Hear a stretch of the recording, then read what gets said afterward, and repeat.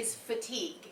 And now, just the word diabetes conjures up images of sleep loss, of just utter exhaustion, because this disease never gives you a break, it never loosens its grip, and it never goes away. And you all know that so very well. So that's what we first want to discuss. And Joe, since you're the person at the table that's lived with diabetes the longest, I want to know, what about diabetes exhausts you? The whole thing. I'm ready to give it up if anybody wants to take it. For me, it's an ongoing thing, and I think for most of the patients and families that I work with, I think just staying in the game, suiting up and showing up takes a lot of energy on a daily basis. And it's not as if, we were talking before, it's not as if you can take a vacation from it. And I think if you don't have it, you know, people think you just take your shot and then you're on your way. That's probably the easiest part once you've overcome that fear. The hard work is living with it every day. There's blood sugar checks, there's how many carbs I'm going to eat, there's what, if I'm going to exercise or not, and this is from hour to hour.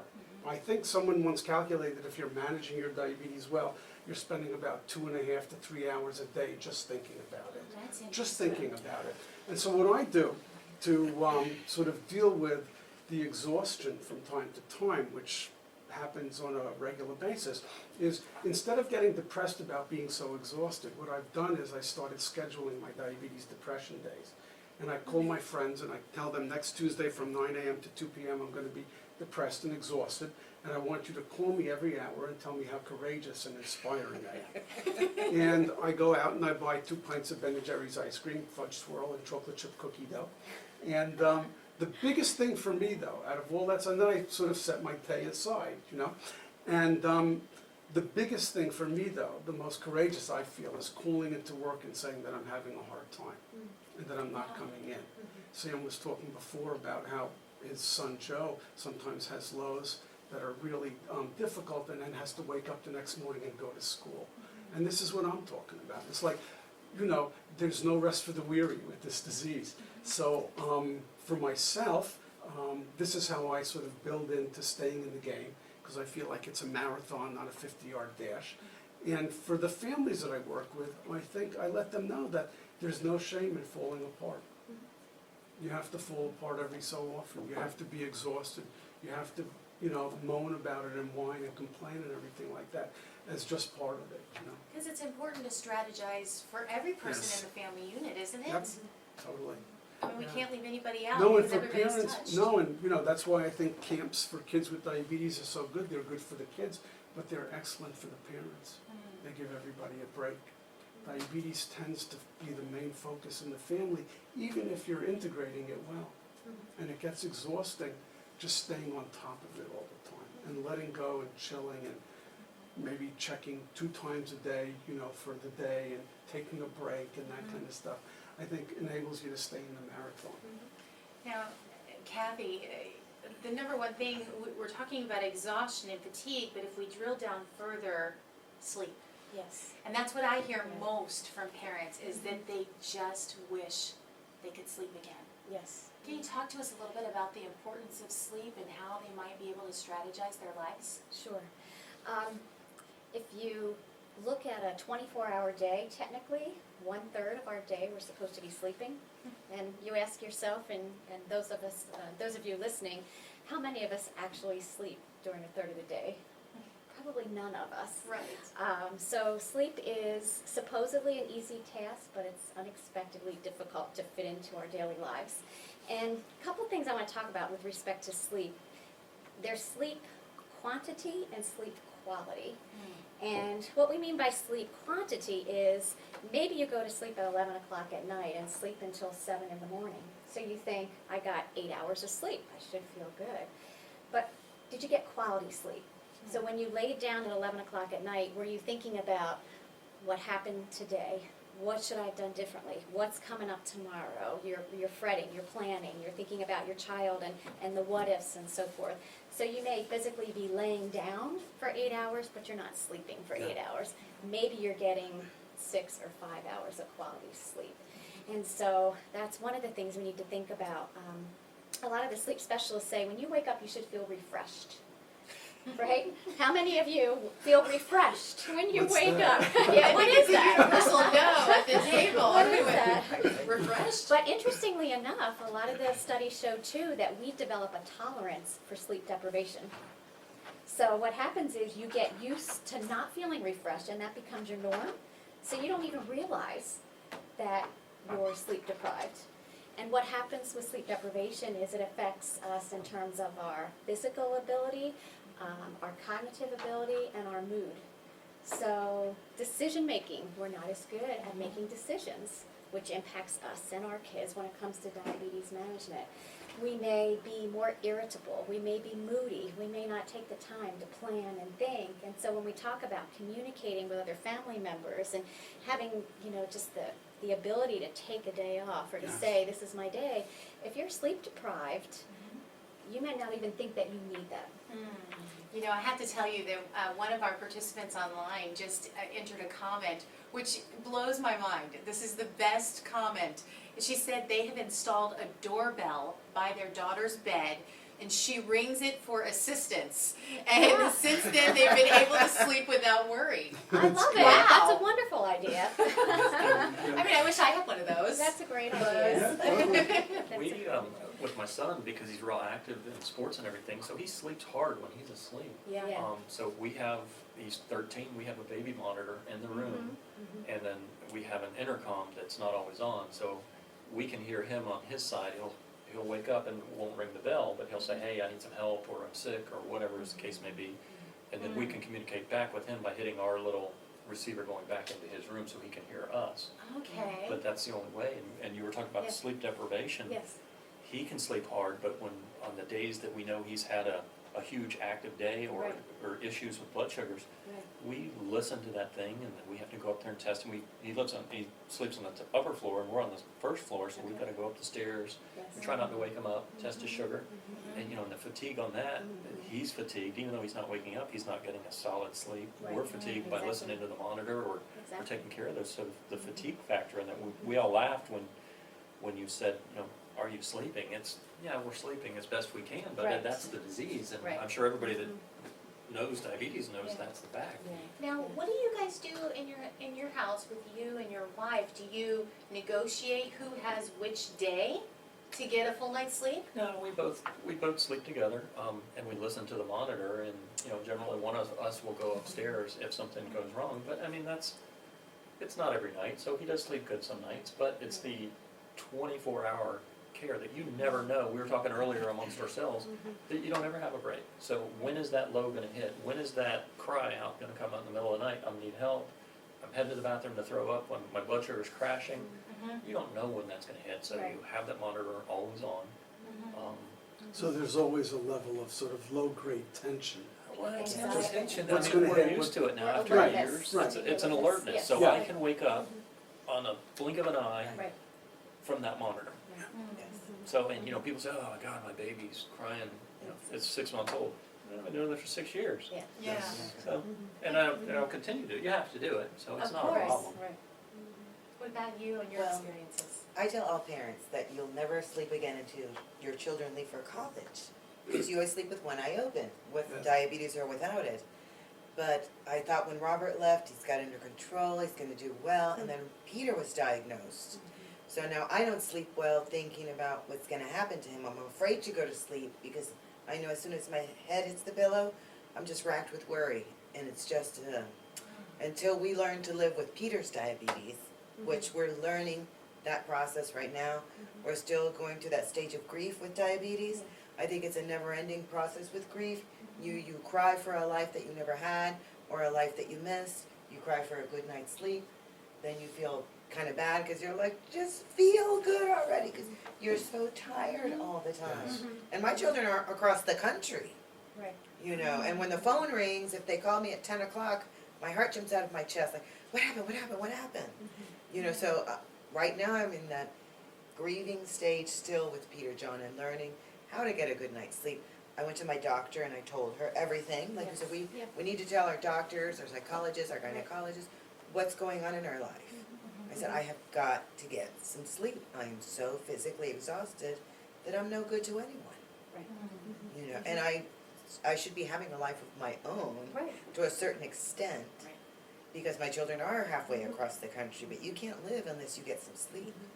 And I'm glad you brought up the idea of talking to Yes. the doctor, to mental health professionals, to significant others and support folks, because the lack of sleep impacts your overall quality of life. And then you can't be a good parent. You can't do a good job at your work or anything else, and you don't have enough energy to have fun. You don't enjoy your life. So that's critical too, to share with others, and those folks may be able to help you with stress management types of strategies, coping strategies, to allow you to at least get some quality sleep. The Let's other talk thing a that I little bit think a about- little bit that contributes to the exhaustion is the having to swim upstream all the time, you know? And there's a certain sense of, you get used to that as well. It's sort of like Yes, fighting right. it, wrestling with it, you know? And for me and for the patients that I work with, and my personal experience particularly is that the serenity prayer for me really works to help like reboot my computer. Meaning, God grant me the serenity to accept the things Yeah. I cannot change, the courage to change the things I can, and the wisdom to know the difference. It's a way that I help myself let go, and have offered as advice and counsel to the patients and families that I work with, which, whatever your prayer is, or whatever your little mantra is, Right. you know, whatever works for you, I think that's the way to go, but just to be aware that you can let yourself off the hook, and that if you don't, it's gonna cause a lot of frustration and Exactly. fatigue. I'm gonna use that today. I'm gonna let myself off the hook today. You know, it's interesting because this conversation about fatigue has taken a couple of turns. And we've broached fear, a lot of fear of hypoglycemia in particular, and that's robust throughout the literature and science on diabetes and parents and stress. But we've also kind of come to the spirituality and quality of life elements. So let's dive deeper and get real practical now.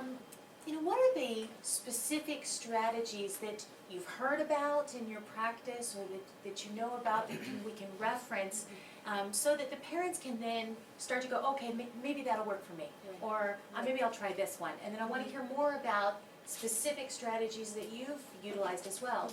And I'll throw into the mix one last thing, that the fatigue is both for the parents, but then also for those young people who grow up with diabetes. It's evident there as well, and Joe, you know that all too well. You know? No, I would say that, as I was saying, try and schedule some diabetes depression days or days off, or something that you can do to just sort of relax a little bit and break down and cry, you know, that kind of thing, and allow yourself to do that. Sometimes in two-parent families, for one parent to be doing, you know, all the diabetes stuff one day, to give the other parent a break. Also, to let the family take a break from diabetes for siblings, meaning that it's important that siblings know that they can have parent time that has nothing to do with diabetes, and just work that somehow into the schedule so that everybody gets their due. You know, most siblings that I've worked with over the years don't mind giving away some of the parental attention to their brothers and sisters, because they feel like they're ill and they need the help. But I think they don't, you know, it's nice to sort of let them know that it's not always all about diabetes, so taking a break in that respect. And I think also for the parents to get away and to develop support networks where they have babysitters or extended family that can take over for a couple of days and allow them to go out for dinner. And actually, if I were the babysitter, I'd take their cell phone away from them, so that they can't call, Yes. that they just, you know what I mean? Just, you know how you check into some Yes, hotel right, sometimes, and they take your crackberry away, you know, that kind of thing, right? So the same thing, of just sort of making sure that you can set it up, and to push. As a nurse and counselor, I always tell the families, listen, the other thing that I'm gonna be scoring you guys on is how well you take breaks. That is as important as adjusting your child's insulin dose, so that's my experience. Yeah. And I'd like to speak to sleep hygiene in general, which works, you know, it applies to parents and it applies to kids.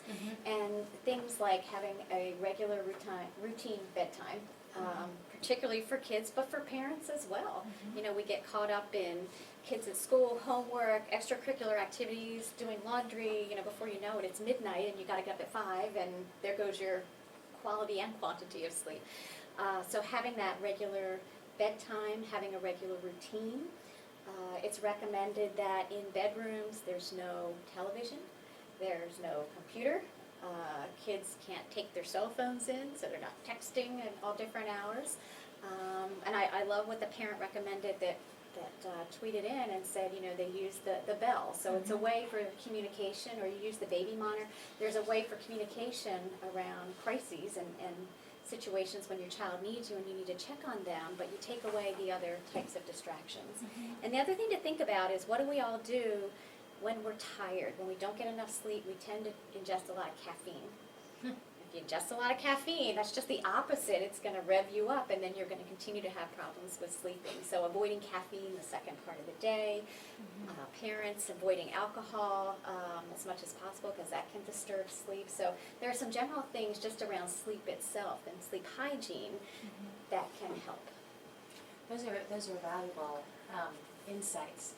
You know, the one thing that occurred to me here in listening to this discussion is that there's even fatigue on another level. You know, outside of our physical body fatigue, the fatigue of talking about diabetes. What do you do about that? To how you can work to make conversations about things other than your child's diabetes? It's just, we do, and we make a point of asking about school and baseball and everything like that. Oftentimes it comes back to diabetes, but getting back to Joe's diabetic day off when he eats his ice cream and everything, my son, we have extra diabetic meters laying around all over the place. So what he will do when he's so frustrated with it, or he's had a bad time and he's trying to get out of this funk that he's in related to diabetes, we'll get an old meter and a baseball bat, and I'll go out there and pitch the bat to him, and he just That is awesome. crushes it. That is So it's his totally way to awesome. fight back against the diabetes. You know, he busts up the meter and we hit it 4 or 5 times before it's completely shattered, and we lit it on fire a couple times after that. I don't do the baseball bat thing, I do hammer or drive over it with Yeah. my car. Yeah, But I love the bat baseball. works Yeah. good because he's Yeah. swinging the bat and he's doing the damage. It's great. So he does that. I mean, It's fantastic. it's a neat little way for him, and it generally tends to bring him out of his funk and say, okay, we're back on top, and you know, because he's a great diabetic, you don't understand how good he does at this, but everybody has a bad day. Yeah. I've never done that. I've got something new to try. Smash it, drive over it, whatever. This is what you should tell your Peter and Robert. It works. I'm the bad one, because Robert called me the other day. He said, Mom, guess what? I'm going skiing for the first time. My first thought is, what you gonna do with your pump? You're gonna have insulin? You're gonna take it? And he's like, Mom, you're ruining the whole ski trip for me, you know? And but I'm like, I'm sorry, sweetheart. I go, but I'm your mother. I'm always going So to it's be hard this way. to- He's like, back off, Mom. It's I'm hard to just keep the discussion out of diabetes out of the Sometimes it's the discussion. other way around, Yeah. because I will never let go, I will never stop her, and sometimes, and I said, Robert, it's not that I'm trying to nag you, I'm also curious as to how you are going to handle that, because I'm learning through you also, and I'm curious, what does a diabetic do when they go skiing? What do you take with you, how do you bolus? Because I want to learn, I feel left out, and I don't want to be the illiterate one when it comes to diabetes. It's not just that I want to nag you to death. I want to know what's going on, you know? No, but I think your point is well taken, Nicole, about what kind of strategies do we use to make sure that it's not all about diabetes all the time. Because it can be very frustrating for me when I've decided to put it in another drawer for a while. And then somebody asks me, how's your diabetes going? And it's a very nice question, and it's sensitive and considerate, but I'm going to strangle you now. You know, that kind of thing. It's like, oh my God. So it's a constant balancing, you know. Yeah. Feeling out of balance, re-establishing balance, and then back and forth, and that kind of thing. And I think that's the piece that most people who don't have it don't get. That, and I think it's with diabetes in particular and chronic illness in general, that there's a constant management principle that's going on that requires of you to pull on all of your internal resources in some way to strike a balance. Some days you'll have good days, you know. I try to look at it like a sort of film strip as opposed to one clip in the film strip. And that, okay, this one's not looking so good, but there are lots of other ones around it, behind it, and coming down that are going to be okay. And it's a question of, if I'm good and if my patients are doing 80% in the game, I think that's perfect. Yeah. I agree. Where else can you be 80% and get an A+? Right. That's fantastic. Diabetes, yeah. Diabetes. You know, there's one more topic that I want to bring up, and it goes to what you were just speaking about, Joe. Balance. But I want to think about fatigue from the viewpoint of how do you help your loved one who lives with diabetes have the right kind of approach? How do you have this kind of positive conversation about, I'm fatigued as the family member or the caregiver, you're fatigued and worn out and just ticked off as the person with disease. How do you open that up and work together? For my kids, I would say, forget your homework, forget everything. Let's go cuddle on the couch and watch a movie. Just complete, total, let it go, set it free. We have no responsibilities for a couple of hours. Because you're constantly being responsible. Yes. So, you know, don't worry about homework. Don't go to school tomorrow. Sometimes you need a mental health day or a mental health couple of hours. You know, not to worry about that you can't finish your homework or that you don't feel good and everything. Let's just relax. Let's just be together and enjoy it. And that really helps a lot, a lot, a lot. I think from a perspective of family dynamics, I think one of the things that most parents are most worried about is, am I doing enough to make sure that my child's being responsible enough and being well enough? And I think that one of the easiest ways to do it is not to have to revisit that question 25 times a day, but to have a plan set, like Kathy was talking about before, in terms of sleeping, also in terms of waking while living with diabetes. And I think, you know, there should be some ground rules for how diabetes is handled in the family, and that those are that's the way we deal with it. That's how we roll in this family, and that if the rules are broken, then here's some consequences. If not, you know, this way it's not like you know, the worst question for a teenager to be asked when they come down for breakfast in the morning is, what was your number? What did you check? As opposed to the parent asking, did you have any nice dreams? Or what are you going to be doing today? You know what I mean? Or what's your plans? You know, this kind of stuff, right?